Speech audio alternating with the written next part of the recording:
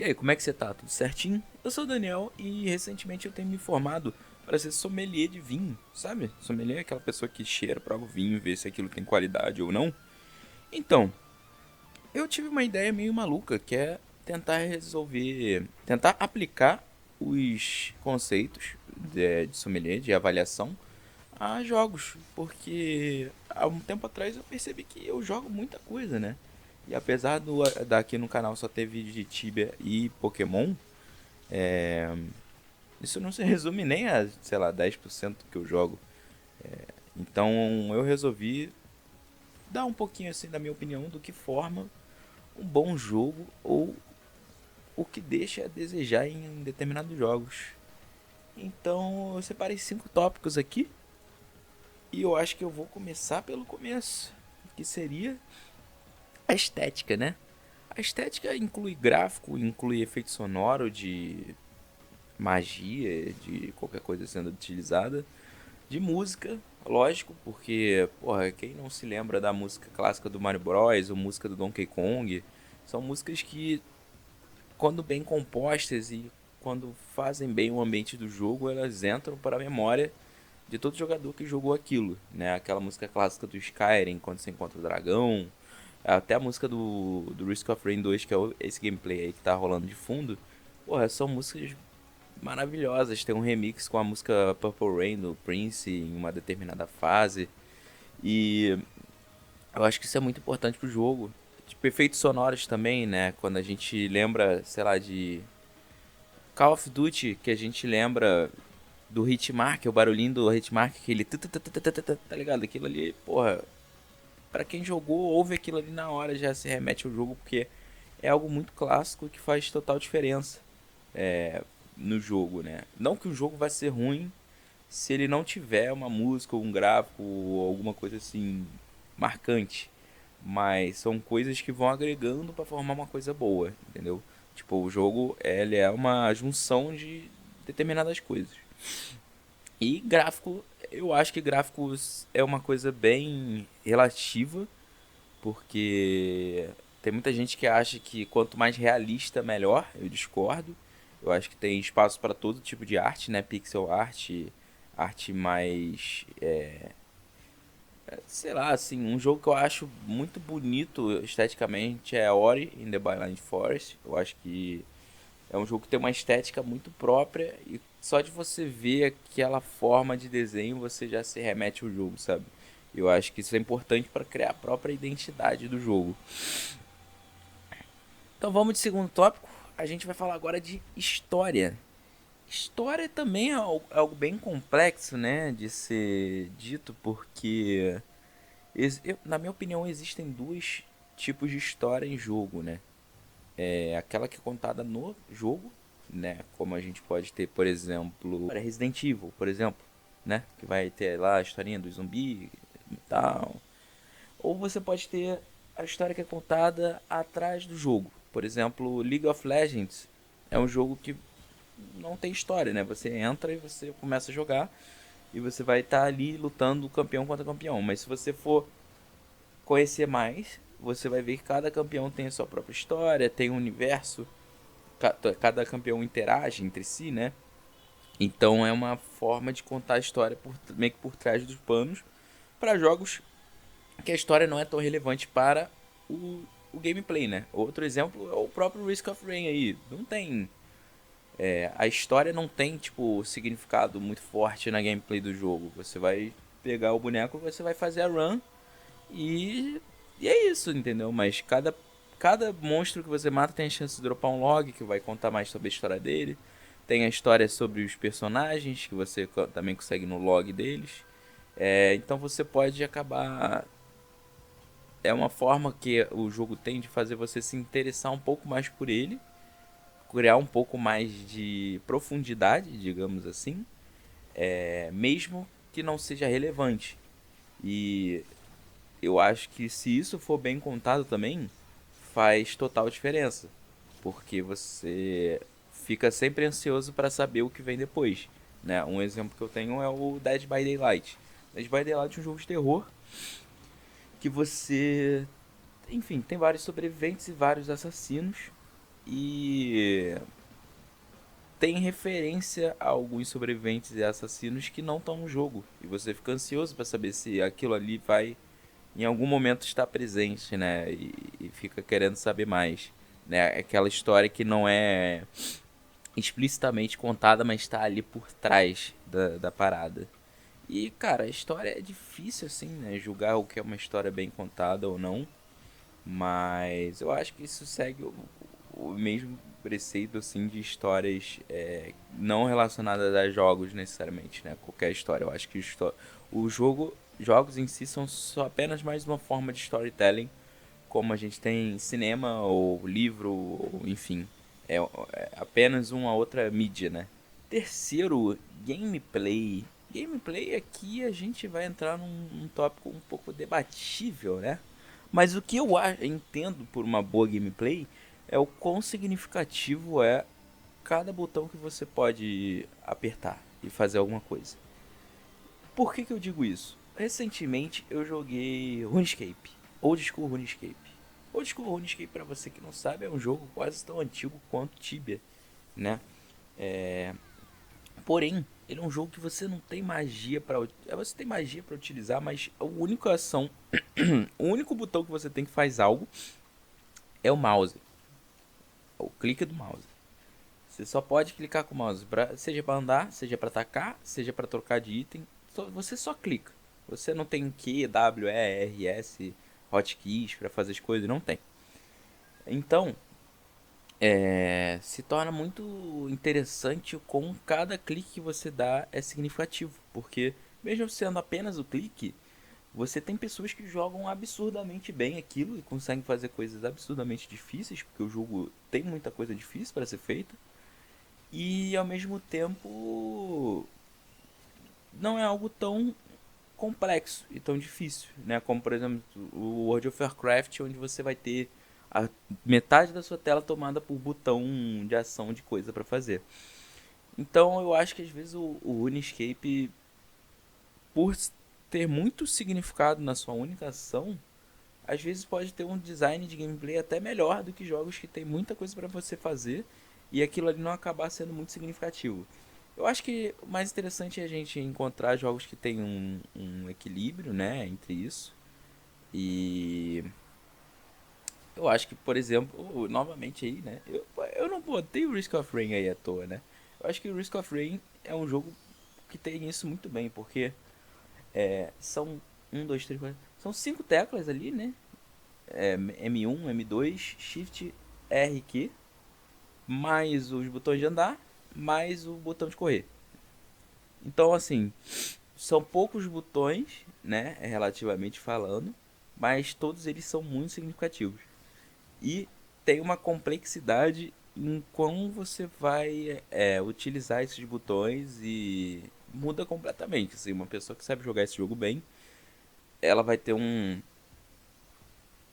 alguns trials muito mais fáceis do que uma pessoa que está começando a jogar agora. Mas voltando ao Tibia, eu acho que o Tibia tem uma complexidade legal, porque ele tem uma movimentação legal, ele tem um determinado número de skills e spells que você tem que usar, e ele tem uma determinada número de equipamento que você vai tá ali trocando, né?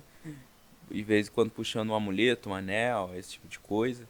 Então, eu acho que ele tá ali bem no meio ali da complexidade da parada e da jogabilidade, assim. Eu acho que a jogabilidade é um ponto fortíssimo quando a gente pensa no Tibia, por exemplo, né?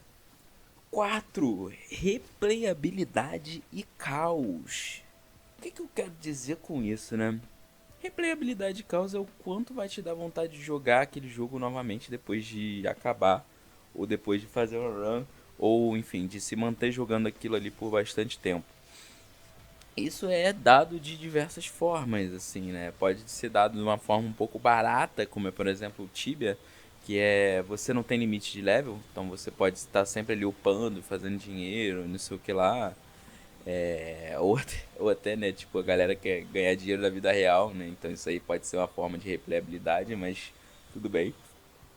Pode ser uma forma, pode ser tipo o Risk of Rain, né? Que é. Você vai tá vendo aí que eu vou abrindo o baú e vou pegando itens aleatórios. Então cada run que eu vou fazer vai ser bem diferente uma da outra. Por mais que eu tenha alguns elementos para guiar e não deixe o negócio tão caótico a ponto de eu poder pegar só item ruim pra mim, por exemplo, né? Eu sempre vou ter alguma formazinha de direcionar um pouco o que eu quero. E isso é muito bom. Eu acho que é um equilíbrio perfeito, assim, entre as coisas. E você pode ter também jogos que são PVP, né? Por exemplo, o League of Legends. O League of Legends, a replayabilidade dele em si tá por ser PVP. Você vai jogar sempre com pessoas diferentes, tanto na sua equipe, né? Se você estiver jogando sozinho, quanto na outra equipe. E isso vai criar, assim, tipo, uma diferença muito grande, né? Entre uma partida e outra. E outra que eu coloquei aqui é Caos, porque um jogo que eu tenho jogado recentemente, principalmente com minha namorada, é Fortnite. E Fortnite, cara, que jogo caótico da desgraça, assim, você pode cair num lugar e não ter nada, e pode cair num lugar e ter 35 pessoas e começar um tiroteio do inferno, entendeu? E, enfim, é interessante, assim, é bem interessante o quanto eles conseguem criar uma replayabilidade só por conta dos elementos extremamente caóticos, né? Porque o mapa em si não muda muito, o posicionamento do baú e das coisas não muda muito, as armas não mudam, né? Não tem tanta variedade assim de build, de coisa, mas é muito caótico, então vai ser sempre diferente também, né? Por ser algo PVP, assim como o League of Legends. Mas o League of Legends ainda tem a questão de você trocar de herói, né? Você troca de boneco, então uma partida vai ser diferente de outra por causa disso também, não só por causa da build, das coisas que você vai fazer e das pessoas. Então, esse é um elemento que eu acho fundamental nos jogos e eu acho que incrível como alguns jogos, por mais que não tenham nada disso, façam a gente querer jogar eles novamente, né? Por exemplo, Donkey Kong, assim. Donkey Kong é um jogo de plataforma linear. Não tem do que fugir ali, não tem como você falar que vai ter uma replayabilidade ou um caos. Não tem. Mas o jogo é tão bom e tão agradável que você, depois que acaba, quer. Depois de um tempo, óbvio, né? Você quer jogar de novo. Pra lembrar aquilo ali, né? Então, eu acho que esse elemento de o jogo querer que você fazer você gastar o seu tempo ali é muito interessante. E o jogo pode fazer isso também por meio de metas, assim, né? Entre aspas. Por exemplo, um jogo que eu joguei recentemente foi Monster Hunter World. Porque vai lançar outro Monster Hunter, eu queria jogar pra ver como é que é. E assim, a minha meta era terminar o jogo. E pra mim foi extremamente divertido jogar até terminar o jogo. Aí eu sei que depois que termina tem a galera que fica farmando lá, pegar equipamento mais forte. Mas não foi da minha vontade. Mas terminar o jogo em si foi extremamente agradável. E por último, a gente vai falar de algo que também é um pouco relativo, que é a complexidade. A complexidade ela se dá de algumas formas, né? Vamos pegar, por exemplo, Dead by Daylight. Dead by Daylight é um jogo teoricamente simples. Você tem 4 sobreviventes, um assassino. Os sobreviventes têm que completar 5 geradores, abrir o portão e fugir. O assassino tem que derrubar os sobreviventes e botar no gancho até matar eles. Até aí tudo bem. Mas você tem uma quantidade diversa de mapas, onde você tem o posicionamento dos geradores e das janelas e das coisas em locais diferentes. Você tem mais de 130 perks para escolher, tanto para assassino quanto para sobrevivente. Então você tem uma variedade de build que você pode abusar ali e jogar, imaginar que a outra pessoa tem um determinado perk para jogar em torno daquilo ali. Você tem diversos tipos de killer, então você tem que ter como sobrevivente o conhecimento sobre os poderes dos killers, etc e tal. Enquanto o killer que está jogando tem que ter o conhecimento sobre o seu próprio killer. Você tem diversos tipos de addons. Você tem, enfim, né? Eu posso ficar falando aqui e você tem também assim a complexidade que você vai desenvolvendo como player em saber, por exemplo, eu tô aqui correndo com um killer em volta de uma janela. Eu consigo chegar nessa janela ou não consigo? Eu consigo me esconder aqui de um determinado jeito ou não consigo? Tem essa complexidade que é do próprio jogador. Por exemplo, no Risk of Rain aí, tenho o conhecimento dos sobreviventes, né? Dos bonequinhos que eu posso jogar. Eu tenho o conhecimento dos itens, mas eu também tenho que ter o conhecimento de como os itens interagem com o meu boneco, de o que eu posso estar buscando para melhorar ainda mais, o conhecimento de como os monstros atacam. Então, assim, são a complexidade dos jogos são coisas que deixam o jogo não ser tão raso. O jogo sendo mais profundo vai interagir com aquela último tópico que foi a replayabilidade, vai te dar mais vontade de jogar para conhecer mais o jogo, né? E você vai acabar se apaixonando mais por aquilo. E eu, por exemplo, quando descubro que o jogo que eu tô jogando é mais complexo do que parece, eu enfio a cara daquele jogo ali, cara, eu fico viciado. Não sei vocês, mas então, tipo, isso eu acho extremamente interessante, assim, e essa complexidade existe em diversos níveis, né? Por exemplo, no Tibia, a gente tem diferenças de errante, assim, né? Quem nunca caçou numa Soul War da vida, filho, pra pisar lá é difícil. Pra quem nunca caçou numa livraria, também, pra pisar lá é difícil, né? Porque os bichos batem muito, corre, tem uma frequência de ataque, tem um monte de coisa. Então, eu acho que é um tópico extremamente importante, o quão complexo o jogo pode ser. E não ser complexo gratuitamente, assim, né? Eu vejo, por exemplo, tipo, Path of Exile. É um jogo que tem uma árvore de habilidade que é tão gigante que desanima um pouco você entrar lá e estudar sobre tudo aquilo, né? Mas tem gente que gosta, né? E é isso aí, né? Pô, tem problema nenhum gostar também. Principalmente pra quem já joga há mais tempo, assim, né? Acho que é mais tranquilo. Mas enfim, é isso aí. Eu acho que esses são fatores que tornam um jogo muito legal ou muito ruim, né? Na falta deles. E se vocês quiserem ver um review de algum jogo específico mais detalhado falando sobre esses fatores, deixa aqui no comentário do vídeo. Curte esse canal aí, divulga esse vídeo aí. Se você não conhece esse jogo Risk of Rain 2, super recomendo. Tem update pra vir aí. O jogo é bem barato, eu acho que é tipo 40, 50 reais, eu não lembro. E ele facilmente aí vai pra mais de umas 200, 300, 500 horas jogadas aí sem você se entediar tranquilamente. É isso. Fica com Deus. Tchau, tchau.